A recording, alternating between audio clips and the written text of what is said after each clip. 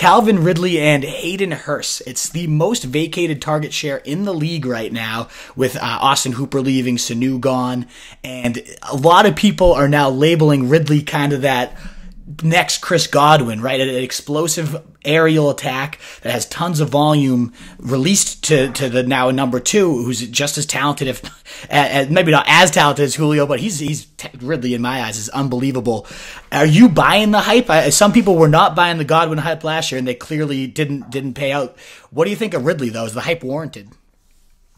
Let me see. I'm doing the search now because I want the record to show on January 22nd, 2020.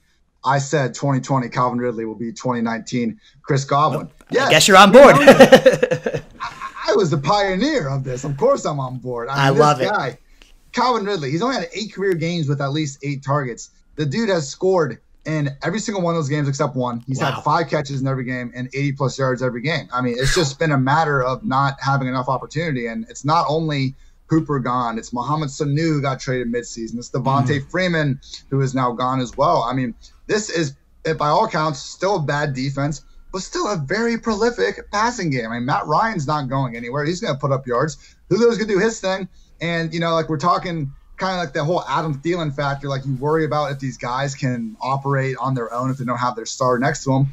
We don't have to worry about that with Ridley. And we've already seen him produce these numbers before. I mean, just with the volume. So it matches up so perfectly with the Godwin hype. The only thing that could happen is an injury. And I mean, I understand Ridley hasn't been, the most 100% injury-free guy in the world. But again, if you're going through these prospects and the only thing that you can stop yourself and say, well, okay, I'm not going to draft this guy because he'll probably get hurt, just be careful because you're going to miss out on some values with that type of thing.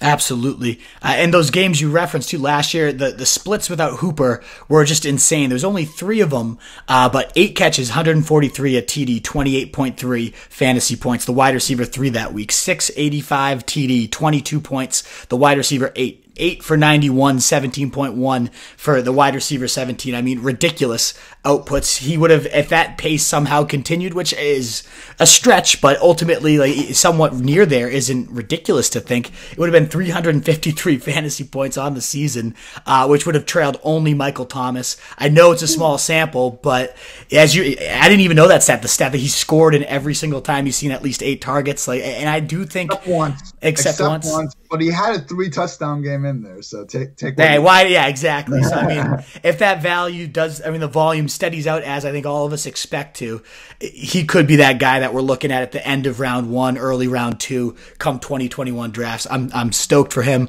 What do you think about Hayden Hurst? Is he a tight end sleeper in your eyes at all? Just because a lot of people love that role. We saw what Hooper was doing in it. We've never really seen Hurst get that like real true number 1 role, and it seems like there's no one there other than him at tight end. Do you think he can do anything in that position?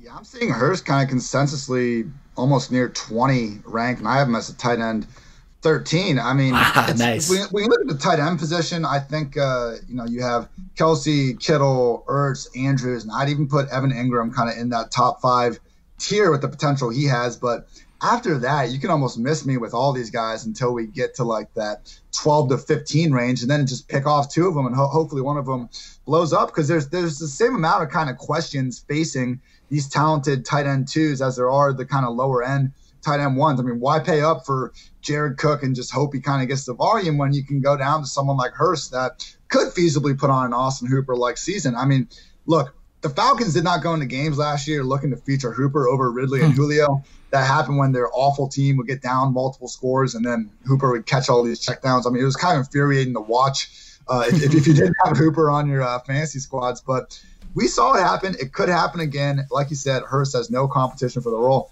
I think he's a great target as his current tight end 2 valuation. Absolutely. And ultimately, they probably didn't go in saying we want to pepper, Hooper the way we did. But Koetter did, during his time with Tampa Bay, he said, I'm the first to admit I like tight ends.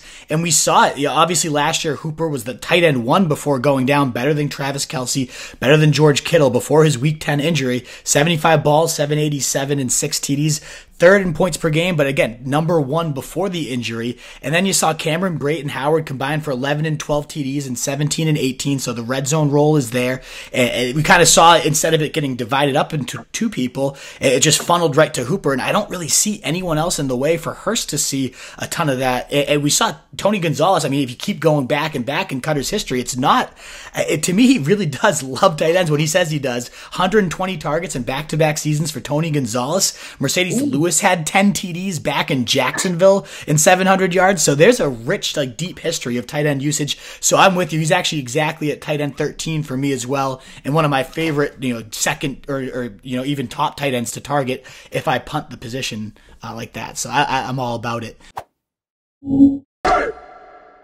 What is up, you Fantasy Wolf? Thanks so much for tuning in. If you haven't already, share your thoughts in the comments, check out some more videos, and join the newest Wolfpack by subscribing below.